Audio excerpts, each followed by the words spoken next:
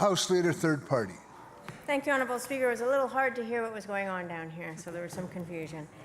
That was just an impartial, objective observation, Honourable Speaker. Today, the UN released a report on the devastation of nature. Over 1 million species are currently at risk of extinction, and habitat loss is the driving factor. According to this report, nature is at its worst shape in human history.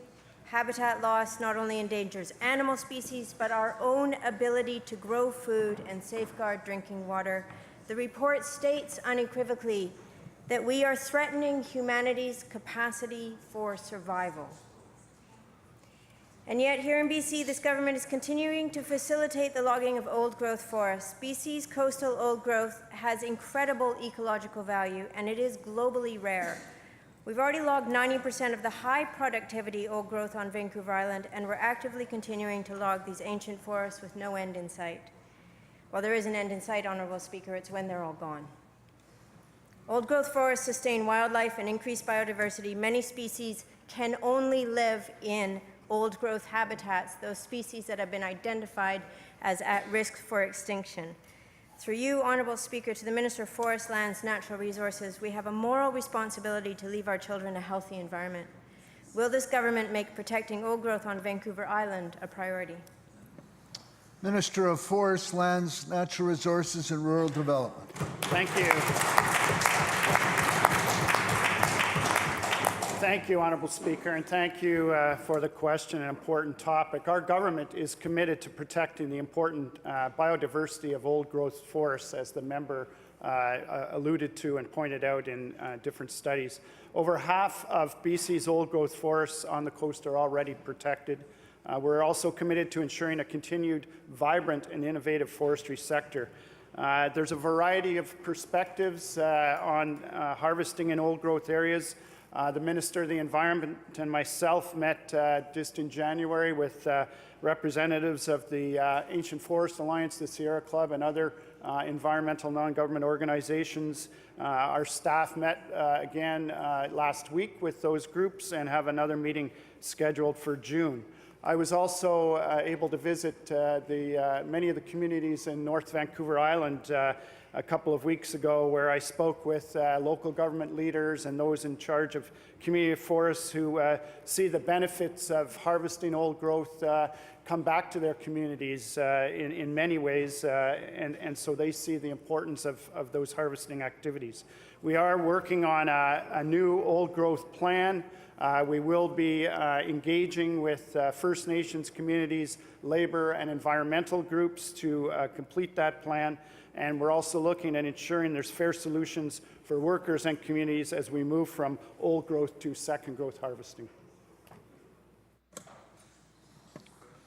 House Leader, third party on a supplemental. Thank you, Honourable Speaker. It's interesting that many of those groups that the Minister speaks of have been reaching out to us, raising the alarm about the BC timber sales proposal for harvesting of the old growth in the Juan de Fuca area. And it is easy to say that old growth is protected, but it's not completely factual, because of our remaining endangered old growth, the highly productive areas, those that are in the valley bottoms and still reasonably intact, are also actively being logged. Last week, hundreds of students were standing on the front of the legislature demanding that we listen to them, because the climate change is an emergency. My office received 1,500 emails this last week asking that Vancouver Island's old growth be protected. My colleague from Saanich North and the Islands has received 18,000 emails in the last year.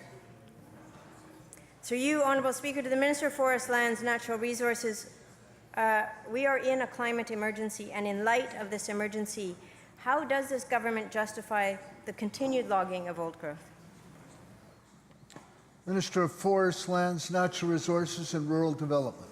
Thank you, Honourable Speaker, and thank you to the member once again. The member referenced BC timber sale advertisement around the Port Renfrew area. That timber sale was not advertised until there had been consultation with the Pacheedaht First Nation, with BC Parks, and with others about the impacts of that logging. Having said that, there was the potential for some legacy trees identified by environmental non-governmental organizations, and so BC Timber Sales has delayed the awarding of that sale until that issue is further examined. We value the biodiversity that's supported by old-growth forests. We also value what old-growth harvesting does for communities on the island. When I visited those communities in North Vancouver Island, Port McNeill, Port Hardy, and Port Alice, a presentation from the community forests that those three communities hold demonstrated that the return from harvesting old growth in a manner that follows all guidelines, put money into the coffers of those communities so a new roof could be put on the curling rink. We visited that curling rink. That roof would never have been able to be afforded if it hadn't been for the harvesting of old growth. And old growth provides direct employment for 24,000 people in the forest sector. So we're going to be embarking on a plan around old growth with First Nations, with workers, with industry and communities. We know the value of old growth forests. We'll be undertaking that process in the near future.